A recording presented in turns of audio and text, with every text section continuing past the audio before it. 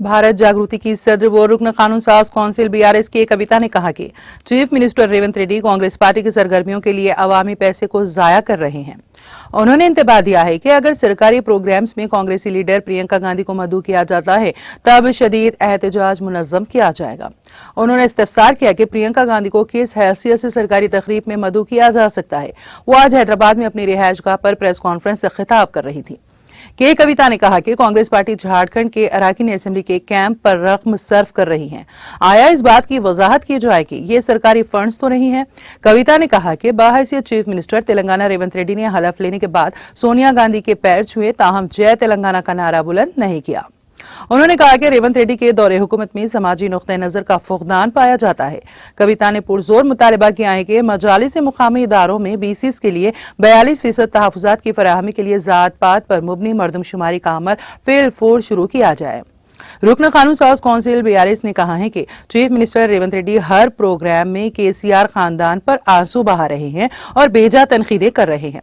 कविता ने इस्तफसार किया है कि क्या कांग्रेस पार्टी ने रियासत में मौरूसी सियासत के हामिल 22 खानदानों को टिकट फराहम नहीं किया। उन्होंने कहा कि बीसीस और पिछड़े तबकात के हुकूक के लिए आवाज उठाने पर कांग्रेस पार्टी कायदीन गैर जरूरी तनकीदें कर रहे हैं। उन्होंने कहा कि अवाम को जवाब दिया जाए कि रेवंत रेड्डी ने इंदिरा वैली में पार्टी इजलास के लिए सरकारी फंड्स का क्यों इस्तेमाल किया। उन्होंने कहा कि सरकारी हेलीकॉप्टर में पार्टी इजलास में शिरकत के लिए रवानगी क्या मायने रखती है। उन्होंने चीफ मिनिस्टर से मुतालबा किया है कि वो शहदाए तेलंगाना के अहले खाना से भी माफी मांगे। कविता ने वाजे किया कि रेवंत रेड्डी ने ऐलान किया कि 500 रुपए में गैस सिलेंडर की फराहमी के वादे को पूरा करने के लिए एक सरकारी प्रोग्राम मुनक्कद किया जाएगा और कांग्रेस की कौमी कायद प्रियंका गांधी को मदऊ किया जाएगा। कविता ने कहा कि प्रियंका गांधी को किस हैसियत से सरकारी तकरीब में मदऊ किया जाएगा। उन्होंने कहा कि कांग्रेस अपने वादों से फरारी इख्तियार करने की कोशिश कर रही है। उन्होंने रेवंत रेड्डी को यू टर्न चीफ मिनिस्टर करार दिया। कविता ने कहा कि इहाते तेलंगाना कानून साज असेंबली में ज्योति राव फूले का मुजस्समा नस्ब किया जाए। कविता ने कहा कि फूले के मुजस्समे की तंसीब के मुतालबे पर 12 फरवरी को इंदिरा पार्क पर महाधरना मुनज़्ज़म किया जाएगा। उन्होंने कहा कि chief minister Revanth Reddy BJP से खौफजदा है। उन्होंने दो टोक अंदाज में कहा है कि हमें हुकूमत गिराने की कोई जरूरत नहीं है, क्योंकि नलगुंडा और खम्मम के कांग्रेसी कायदीन ही हुकूमत गिराएंगे। జై తెలంగాణ తెలంగాణ ప్రజలందరూ ప్రభుత్వ పరంగా కార్యక్రమాలు చేసుకున్నారు।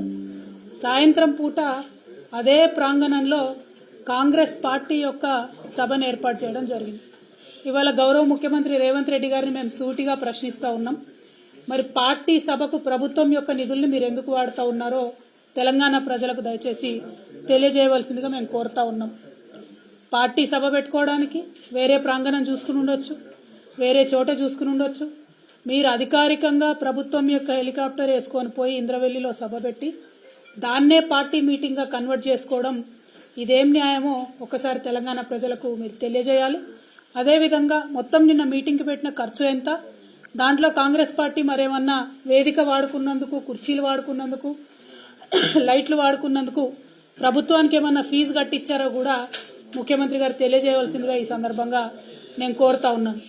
అదేవిధంగా ఇంద్రవెల్లిలో నిన్న గౌరవ ముఖ్యమంత్రి గారు రేవంత్ రెడ్డి గారు నేను కాంగ్రెస్ పార్టీ చేసిన తప్పిదాలకు క్షమాపణ చెప్తా ఉన్నాను, తెలంగాణ బిడ్డలను కాంగ్రెస్ పార్టీ పొట్టన పెట్టుకుంది, ఆ కుటుంబాలన్నిటి కూడా క్షమాపణ చెప్తా ఉన్నారని కోరినారు। మంచిదే, మంచి పరిణామం।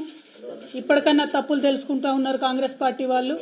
మరి అదే రీతిన మలిదశ తెలంగాణ ఉద్యమంలో బలైపోయినటువంటి అమరవీరులందరికీ కూడా ముఖ్యమంత్రి గారు క్షమాపణ చెప్పాలని ఈ సందర్భంగా నేను డిమాండ్ చేస్తా ఉన్నాను। మీరు నెక్స్ట్ కార్యక్రమం తీసుకున్నప్పుడు తెలంగాణ రాష్ట్రానికి సంబంధించి ఏ కార్యక్రమం తీసుకున్నా అమరవీరులకు క్షమాపణ చెప్పడంతో మొదలు పెట్టాలని చెప్పి నేను డిమాండ్ చేస్తా ఉన్నాను। అదేవిధంగా నిన్న గౌరవ ముఖ్యమంత్రి గారు అనేకమైనటువంటి విమర్శలు మాట్లాడుతూ ఒక మాట అన్నారు, రాబోయే రోజులలో ప్రభుత్వం పరంగా ఏదైతే 500 రూపాయలు గ్యాస్ సిలిండర్ మాఫీ చేస్తామని చెప్పినామో ప్రభుత్వ పరంగా ఆ కార్యక్రమాన్ని పెట్టుకుంటాం, లక్షలాది మంది మహిళలతో ఆ కార్యక్రమాన్ని ప్రభుత్వ పరంగా ఏర్పాటు చేస్తాం, దానికి ప్రియాంక గాంధీ గారిని పిలుస్తామని చెప్పడం జరిగింది। ఇవాళ ముఖ్యమంత్రి గారిని నేను సూటిగా ప్రశ్నిస్తా ఉన్నాను, ప్రియాంక గాంధీ గారిని ఏ హోదాలో మీరు పిలుస్తా ఉన్నారు? ఆమె కనీసం దేశంలో ఇంతవరకు ఏ ఒక్క గ్రామం నుండన్నా సర్పంచ్గానన్నా గెలిచిందా, ఎమ్మెల్యేగా గెలిచిందా, ఎమ్మెల్సీగా గెలిచిందా? పోనీ మన రాష్ట్రంలో ఇప్పుడు ఏదన్నా ప్రోటోకాల్లో ఉన్నదా ఆమె? మీ పార్టీకి సంబంధించినటువంటి ముఖ్య నాయకురాలైతే మీ ఇంటికి పిలుచుకోండి, మీ మన్మడికి ఆశీర్వాదం ఇప్పించుకోండి. తెలంగాణకు వచ్చిన ఆడబిడ్డ కాబట్టి చీర సారా పెట్టి సాదరంగా సాగనంపండి. కానీ ప్రభుత్వ కార్యక్రమాలకు ప్రియాంక గాంధీ గారిని పిలుస్తామంటే తప్పకుండా నల్ల బుగ్గలు ఎగిరేసి ఆ రోజు ప్రొటెస్ట్ చేస్తామని ఈ సందర్భంగా మేము ముఖ్యమంత్రి గారికి హెచ్చరిక చేస్తూ ఉన్నాం. ప్రభుత్వ కార్యక్రమాలను, పార్టీ కార్యక్రమాలను కలిపి వాడుకోవడం, ప్రజలను మభ్యపెట్టడం ఇది చాలా తప్పు.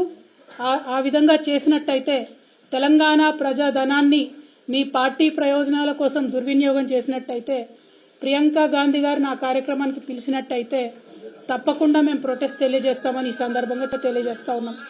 అదేవిధంగా ఇవాళ కాంగ్రెస్ పార్టీ ఇక్కడ పొలిటికల్ క్రైసిస్ ఉన్న వాళ్ళంతా తెలంగాణలో వచ్చి వాలిపోవడం, ఇక్కడ నుంచి తెలంగాణ ప్రజాధనాన్ని దుర్వినియోగం చేస్తూ ఇక్కడ మన మంత్రులు, మన తెలంగాణ మంత్రులు, తెలంగాణ ప్రజల ఓట్లతో ఎన్నికైన మంత్రులు వెళ్ళి ఆ ఎమ్మెల్యేలందరినీ ఎస్కాట్లు పెట్టి రిసార్ట్లలోకి తీసుకెళ్లడం, మరి ఇదంతా ప్రజాధనాన్ని దుర్వినియోగం చేయడం కాదా? ఒక మాట ఈ ముఖ్యమంత్రి గారు ఎన్నికల సందర్భంలో అనేక సందర్భాల్లో విమర్శలు చేస్తూ అనేక మాటలు అనడం జరిగింది. మేము అడ్వర్టైజ్మెంట్లు వేసుకోము బీఆర్ఎస్ వాళ్ళలాగా అన్నారు. ఇవాళ ఎన్ని అడ్వర్టైజ్మెంట్లు వేస్తున్నారండి? నిన్న ఇంద్రవల్లి సభకు ఎన్ని అడ్వర్టైజ్మెంట్లు వేసినారు మీరు? వాటి ఖర్చు ఎంతో ఒకసారి తెలంగాణ ప్రజలకు తెలియజేయాల్సిందిగా కోరుతా ఉన్నాం. గౌరవ ముఖ్యమంత్రి గారు వారానికి 2 సార్లు ఢిల్లీకి పోతారు. పోయినప్పుడల్లా చార్టెడ్ విమానాలలో, ప్రైవేట్ ఫ్లైట్స్లలో పోతురని తెలిసింది. మరి దానికి అయ్యే ఖర్చు ఎంతనో ఒకసారి మీరు ప్రజలకు తెలియజేయాల్సిందిగా నేను డిమాండ్ చేస్తూ ఉన్నాను. అదేవిధంగా మీరు వచ్చిన 60 రోజులు దాదాపు అవుతున్నది. ఈ 60 రోజులలో మీరు చేసింది ఏముందండి? 60 రోజులలో ఏ చిన్న వాగ్దానం మీరు చేసింది మేము అడిగినా కూడా అయ్యో నిన్నగాక మొన్ననే వచ్చినాం కదా, మమ్మల్ని ఇన్ని ప్రశ్నలు అడుగుతున్నారు, కొత్త ప్రభుత్వం కదా అంటున్నారు. ఓకే, డెవలప్మెంట్ మీద మా బాస్ చెప్పారు, కేసీఆర్ గారు చెప్పారు కాబట్టి 100 రోజులు మిమ్మల్ని అడగం. శిశుపాలుడి 100 పాపాలు వండినట్టుగా